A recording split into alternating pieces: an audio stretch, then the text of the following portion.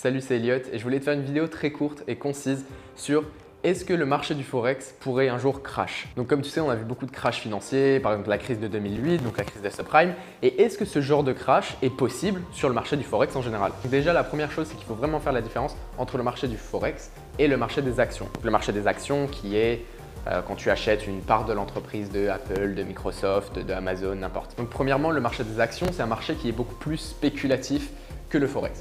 Pourquoi? Parce que tout simplement, le Forex est utilisé à d'autres fins, d'accord? Quand tu achètes une monnaie, ce n'est pas juste pour t'enrichir. Alors que quand tu achètes une action, généralement, c'est pour plus tard la vendre, enfin, c'est un investissement en lui-même.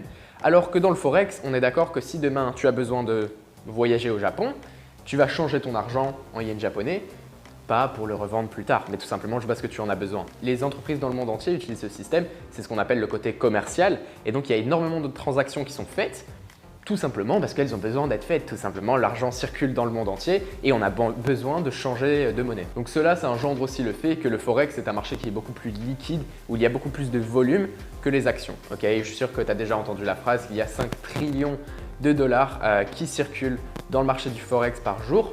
Et ce qui est totalement vrai, mais dans ces 5 trillions, ce n'est pas juste de l'argent qui est spéculatif, d'accord? Il y a beaucoup d'argent juste qui est transféré parce que cette sorte d'entreprise doit acheter des matières premières en Afrique du Sud et donc doit acheter du South African Rand afin de faire sa transaction. De plus, le marché du Forex est un marché qui est beaucoup plus transparent que le marché des actions et qui peut difficilement être manipulé comme des entreprises qui sont finalement privées et beaucoup de choses peuvent être faites, des informations peuvent leaker avant, etc.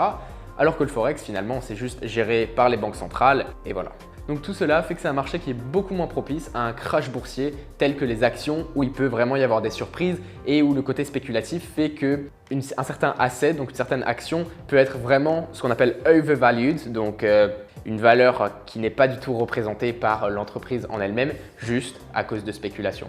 Alors que le marché du Forex va généralement bouger de manière beaucoup plus transparente, cohérente. Maintenant, le plus gros point probablement, c'est le fait que le marché du Forex marche en paire. Donc quand tu achètes une certaine monnaie, on est d'accord que tu es obligé d'en vendre une autre. Quand tu achètes des euros, tu ne peux pas juste acheter des euros avec rien du tout. Tu es obligé de vendre quelque chose d'autre. Donc dans le cas de la paire euro-dollar, ce que tu fais quand tu achètes cette paire, c'est que tu achètes des euros en vendant des dollars. Et à l'inverse, si tu voulais short sell euro-dollar, ce que tu fais, c'est que tu vends des euros pour acheter des dollars. Et tu vois que c'est comme ça avec n'importe quelle paire. Donc si tu regardes Aussie Yen, donc AUD JPY, pour acheter ce AUD, donc acheter ces dollars australiens, tu vas être obligé de vendre du yen japonais. Donc la manière dont je veux que tu y penses, c'est une balance en fait finalement. Donc si on a la balance de euro-dollar et que euro monte, finalement euro-dollar est monté. Maintenant si sur la balance le dollar monte, euro-dollar descend, d'accord, sur la balance.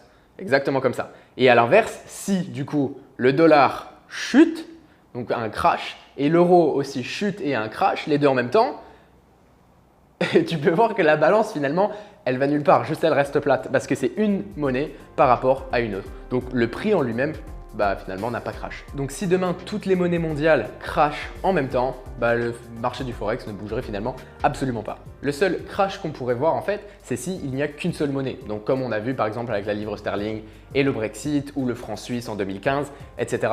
Mais là, tout va être une question de point de vue. Si tu es en train d'acheter la livre sterling et elle chute, tu vas penser que c'est un crash. Maintenant, si tu es en achat euro-pound, donc tu as acheté des euros par rapport à la livre sterling, au contraire en fait, l'euro a apprécié par rapport au pound. Donc c'est vraiment ce que je veux te montrer, c'est que le marché du Forex ne peut pas crash comme beaucoup de personnes le pensent, comme un marché des actions, comme la crise de 2008, etc. Donc j'espère que cette vidéo t'a plu. J'ai vraiment essayé de la garder très rapide, super simple. Si tu as quoi que ce soit comme question, n'hésite pas à m'envoyer un message directement sur Instagram ou alors mettre la question dans les commentaires, je lirai absolument tous les commentaires. Maintenant, n'oublie pas de laisser un pouce bleu sur la vidéo si elle t'a plu et à t'abonner, aller checker toutes mes autres vidéos. Je parle de trading, de finance, d'investissement, etc. Et je suis sûr que ça pourrait vraiment te plaire. Sur ce, c'était Elliot. Ciao.